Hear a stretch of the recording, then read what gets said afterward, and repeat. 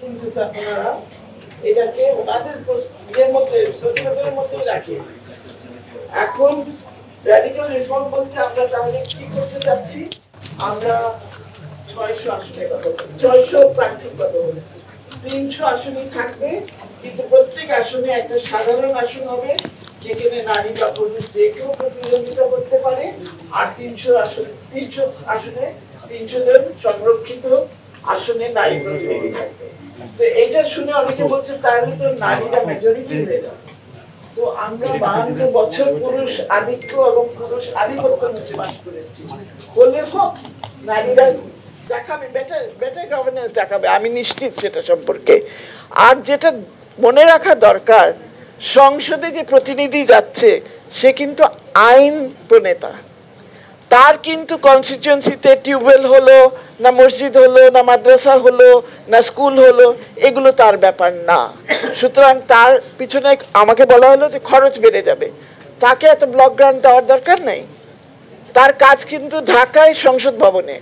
তখন আমাকে বলা হলো সংসদ ভবনে 426 জনের জায়গা আছে, আর বাকিরা কোথায় বসবে? আমি বললাম ফোল্ডিং চেয়ার দিয়ে দিও, তাহলেও বসুক। ফোল্ডিং চেয়ার দিয়ে দিল, তাহলেও বসুক, নারীরা আসুক সংসদে।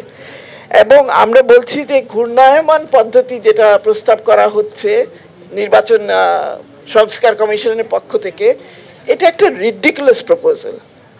কোন মানুষটা চাইবে তার রাজনৈতিক ক্যারিয়ারকে 2 টার্মের জন্য বাদ দিয়ে দিতে? পুরুষও চাইবে না, নারীও চাইবে না। সো এই যে একটা ফেয়ারি টেল বলা হচ্ছে যে তারপরে নারীরা ঝাঁকে ঝাঁকে লিডারশিপ তৈরি হবে, ননসেন্স, একদম ননসেন্স। সুতরাং আমরা মনে করি এটা একেবারে ঘূর্ণায়মান পদ্ধতিতে হবে না। অন্য কোনো পদ্ধতি আপনারা চিন্তা করতে পারেন, হতে পারে, কিন্তু ঘূর্ণায়নভাবে নারী প্রার্থী হোক আর পুরুষ প্রার্থী হোক, তাদের পলিটিক্যাল ক্যারিয়ার 2 টার্মের জন্য জলাঞ্জলি দিতে কেউ রাজি হবে না।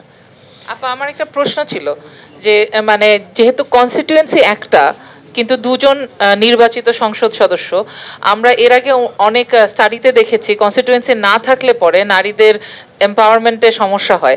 সেইটাকে আপনারা কিভাবে ট্যাকেল করছেন? না, আমরা তো বলছি কনস্টিটিউয়েন্সি থাকবে, কিন্তু তার কাজ তো হবে, সে আইন প্রণেতা, তার কাজ তো ওখানে না।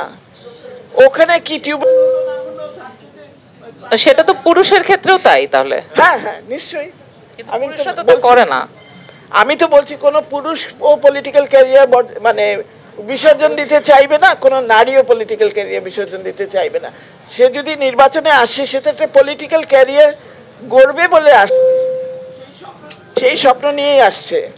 সুতরাং তাকে যদি আপনি ঘূর্ণায়মানে ফেলে দেন, তাকে বলা হচ্ছে 2 টার্ম তুমি বসে থাকো, আবার এসে পরে, এইটা একেবারে অবাস্তব একটা প্রস্তাব। আর ফাইনালি আমি যেটা বলতে চাচ্ছি যে সেটা হলো আমাদের সংবিধানে আছে টেম্পোরারি স্পেশাল মেজার্স, অস্থায়ী বিশেষ সুবিধা। কার জন্য? পিছিয়ে রাখা জনগোষ্ঠীদের জন্য। তার মধ্যে নারীকে কিন্তু সেখানে ইনক্লুড করা হয়েছে। তো এটা একটা অস্থায়ী, বড়জোর 2 টার্মের জন্য, বড়জোর 2টা পরবর্তী নির্বাচনের জন্য। তারপরে আর লাগবে বলে আমি মনে করি না। ধন্যবাদ।